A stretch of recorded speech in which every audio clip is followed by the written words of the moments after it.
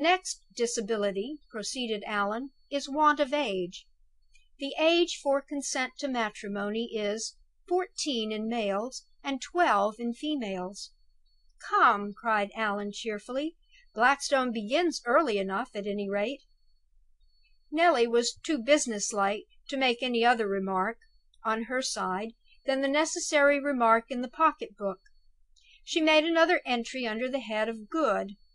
"I am old enough to consent, and so is Allan too." "Go on," resumed Neelie, looking over the reader's shoulder. "Never mind all that prosing of Blackstone's, about the husband being of years of discretion, and the wife under 12.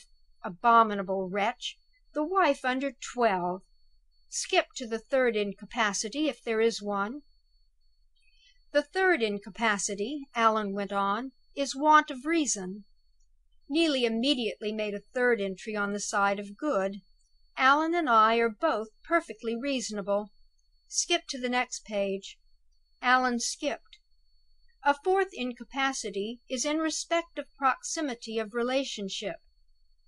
A fourth entry followed instantly on the cheering side of the pocket book. "He loves me, and I love him, without our being in the slightest degree related to each other." "Any more?" asked Neelie, tapping her chin impatiently with the end of the pencil. "Plenty more," rejoined Allan, "all in hieroglyphics. Look here: Marriage Acts 4 Go 4 C 76, and 6 and 7 Will 4 C 85 Q. Blackstone's intellect seems to be wandering here. Shall we take another skip, and see if he picks himself up again on the next page?" "Wait a little," said Neelie. "What's that I see in the middle?" She read for a minute in silence over Allan's shoulder, and suddenly clasped her hands in despair. "I knew I was right!" she exclaimed. "Oh, heavens, here it is!" "Where?" asked Allan. "I see nothing about languishing in prison, and cropping a fellow's hair close to his head, unless it's in the hieroglyphics. Is 4Go4 short for lock him up? And does C85Q mean send for the hair cutter?" "Pray be serious," remonstrated Neelie. "We are both sitting on a volcano. There!" she said, pointing to the place. "Read it. If anything can bring you to a proper sense of our situation, that will." Allan cleared his throat, and Neelie held the point of her pencil ready on the depressing side of the account, otherwise the bad page of the pocket book. "And as it is the policy of our law," Allan began, "to prevent the marriage of persons under the age of 21 without the consent of parents and guardians."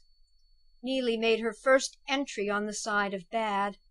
"I'm only 17 next birthday, and circumstances forbid me to confide my attachment to papa. It is provided that in the case of the publication of banns of a person under 21, not being a widower or a widow, who are deemed emancipated."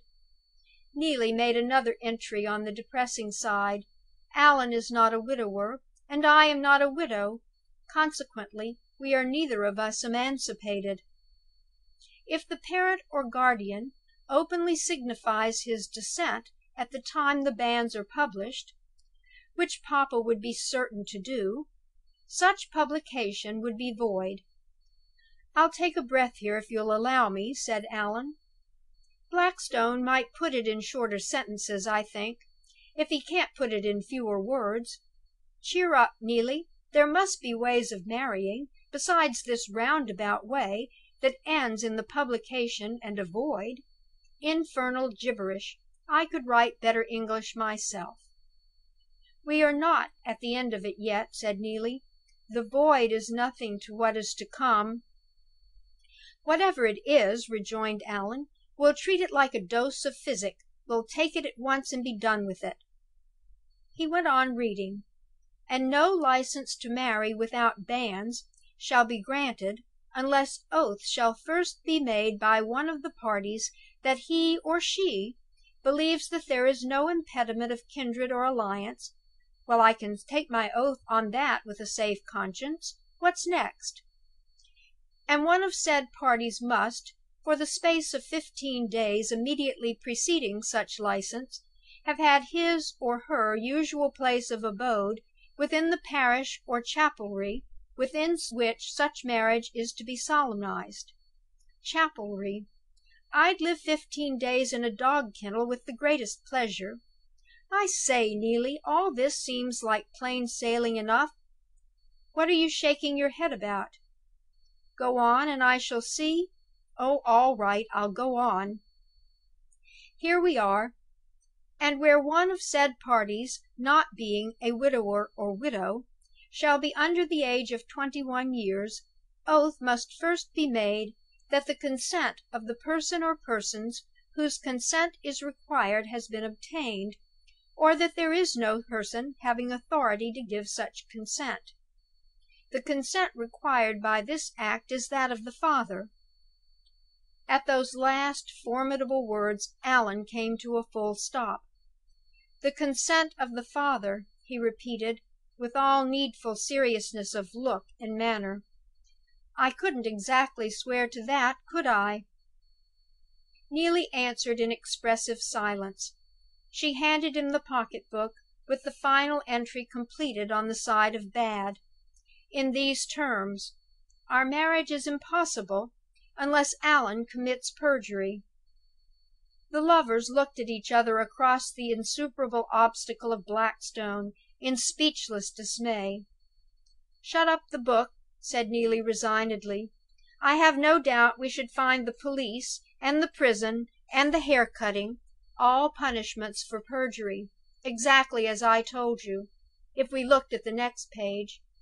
But we needn't trouble ourselves to look. We have found out quite enough already. It's all over with us. I must go to school on Saturday, and you must manage to forget me as soon as you can.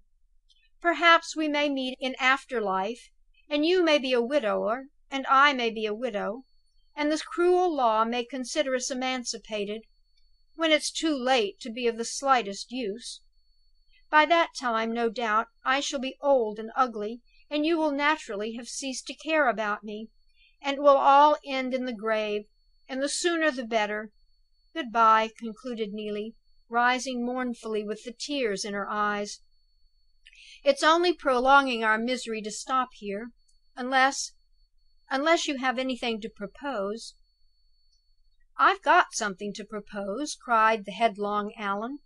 "It's an entirely new idea. Would you mind trying the blacksmith at Gretna Green?" "No earthly consideration," answered Neelie, indignantly, "would induce me to be married by a blacksmith." "Don't be offended," pleaded Allan. "I meant it for the best. Lots of people in our situation have tried the blacksmith, and found him quite as good as a clergyman, and a most amiable man, I believe, into the bargain. Never mind. We must try another string in our bow." "We haven't got another to try," said Neelie. "Take my word for it," persisted Allan, stoutly, "there must be ways and means of circumventing Blackstone without perjury, if we only knew of them. It's a matter of law, and we must consult somebody in the profession. I dare say it's a risk, but nothing venture, nothing have. What do you say to young Pedgift? He's a thorough good fellow. I'm sure we could trust young Pedgift to keep our secret." "Not for worlds!" exclaimed Neelie. "You may be willing to trust your secrets to the vulgar little wretch. I won't have him trusted with mine. I hate him. No," she concluded, with a mounting color and a peremptory stamp of her foot on the grass, "I positively forbid you to take any of the Thorpe Ambrose people into your confidence. They would instantly suspect me, and it would be all over the place in a moment." "My attachment may be an unhappy one," remarked Neelie, with her handkerchief to her eyes, "and papa may nip it in the bud, but I won't have it profaned by town gossip." "Hush, hush!" said Allan. "I won't say a word at Thorpe Ambrose. I won't, indeed." He paused and considered for a moment. "There's another way," he burst out, brightening up on the instant. "We've got a whole week before us. I'll tell you what I'll do. I'll go to London."